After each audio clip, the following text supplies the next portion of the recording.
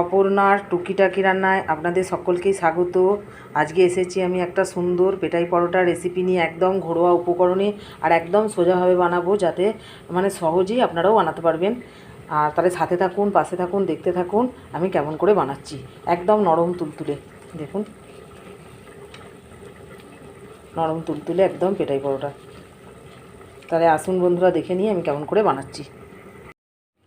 আজকে আমি এই যে ময়দা নিয়েছি, এখানে দেখুন আজকে আমি সুন্দর একটা ময়দার পরোটার রেসিপি শেয়ার করব আপনাদের সঙ্গে। তার জন্য এখানে 1 কিলো ময়দা নিয়েছি, এর মধ্যে দিয়ে দেবো আমি স্বাদ মতো নুন আর তেল।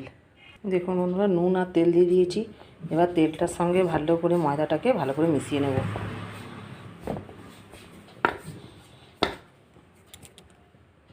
বন্ধুরা দেখুন, ময়দাটার সঙ্গে তেলটা খুব সুন্দর করে মাখানো হয়ে গেছে।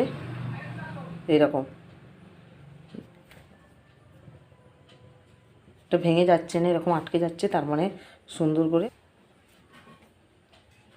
জল দিয়ে দিয়ে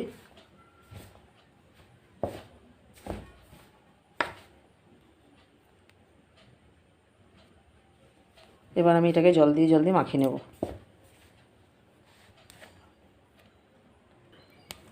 এবার আমি এটাকে অল্প অল্প করে জল দিয়ে মাখিয়ে নেব।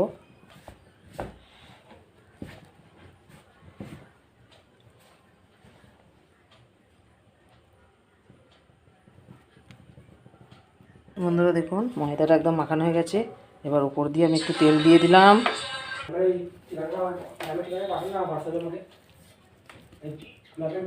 আর বন্ধুরা দেখুন, এটাকে আমি মিনিট 15-20 জন্যে ঢাকা দিয়ে রেখে দেবো। বন্ধুরা আমি 20 মিনিট পরে ফিরে এলাম। তা দেখুন, এবার এই ময়দাটাকে একটুখানি আমি আবার চটকে নেবো, মানে মাখিয়ে নেব, নিয়ে ছোট ছোট করে লেচি কেটে নেব। বন্ধুরা দেখুন, অর্ধেকগুলো থেকে নিয়ে আমি এরকম লেচি কেটে নিয়েছি। আবার এটাকে তেল দিয়ে বেলে নেব।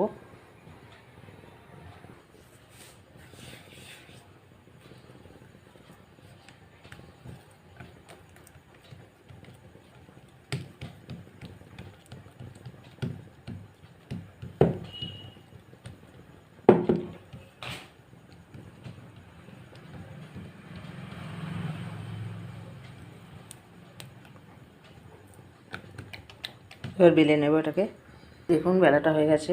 এবার এটাকে আমি এরকম করে মোড়ক দিয়ে আবার একবার বেলে নেব। বন্ধুরা দেখুন, এই যে মোড়ক দেওয়ার পর আমি আবার বেলে নিচ্ছি। আপনারা জানেন আমি একটা হাতে ফোন ধরি আর একটা হাতে করি, ওই জন্য আপনাদেরকে ভালো করে বেলাটা আমি দেখাতে পারছি না। তা যাই হোক, আমি এটাকে বেলে নিয়ে এবার আসছি। কড়ার মধ্যে আমি এই যে চাটুটা গরম হতে দিয়েছি। তা চাটুটা গরম হোক। আর এই যে আমার পরোটাটা একদম বেলা হয়ে গেছে। আমি আজকে পেটাই পরোটা করব। চাটুটা গরম হয়ে গেছে দেখুন বন্ধুরা। এবার তার মধ্যে আমি অল্প তেল দিয়ে দিয়েছি। এবার বেলে রাখা পরোটাটা এখানে দিয়ে দেবো। ছোট চাটু তো ছোটো ছোটো করেই করতে হচ্ছে।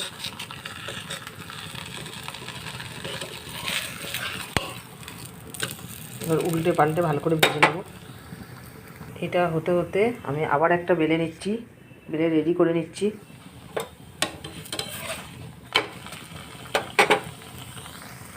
এবার দেখুন ভালো করে সেঁকা হয়ে গেছে উল্টো পাল্টে। এবার হচ্ছে আমি এর মধ্যে দিয়ে দিচ্ছি এবার তেল।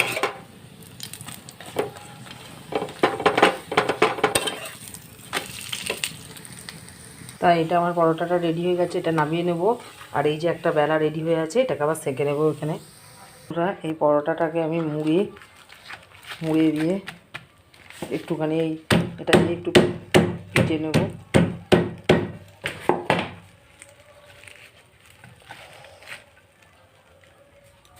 তাহলে একটা পরোটা আমার রেডি হয়ে গেছে, আবার একটা দিয়ে দিয়েছি। পরোটাটা আবার হতে হতে আমি আবার একটা পরোটা বেলে নিয়েছি। এরকমভাবে সব পরোটাগুলো রেডি করে নিয়ে আবার আপনাদের কাছে আসছি। একটা পরোটা হয়ে গেছে, আবার এখানে আমি আরেকটা পরোটা বসিয়ে দিয়েছি।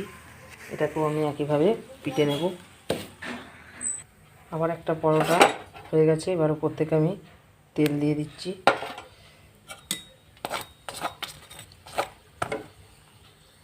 একটা হয়ে গেল, মানে সব পেটাই পরোটাগুলো আমার প্রায় কমপ্লিট হয়ে গেছে। এবার একটা পাত্রের মধ্যে সাজিয়ে নিয়ে আপনাদের দেখাচ্ছি। একদম সহজভাবে ঘরোয়া উপকরণ দিয়ে আর ঘরোয়াভাবেই হয়ে যায়, আর খেতে লাগে অপূর্ব সুন্দর। তাহলে বন্ধুরা আসুন আমি একটা পাত্রে সাজিয়ে নিয়ে আপনাদের দেখাই। বন্ধুরা দেখুন, একদম পেটাই পরোটা বা ছেঁড়া পরোটা অনেকেদের বলে, একদম আমার কমপ্লিট হয়ে গেছে। আর একটা পাত্রে সাজিয়ে নিয়েছি, দেখুন কতটা নরম হয়েছে। আর আমি আজকে করেছি এই যে চানা পনির। তাহলে আমার এই পরোটা রেসিপি যদি আপনাদের ভালো লাগে তাহলে আমাকে অবশ্যই লাইক শেয়ার সাবস্ক্রাইব করবেন, কমেন্ট করে আমার পাশে থাকবেন। আপনারা সুস্থ থাকুন, ভালো থাকুন।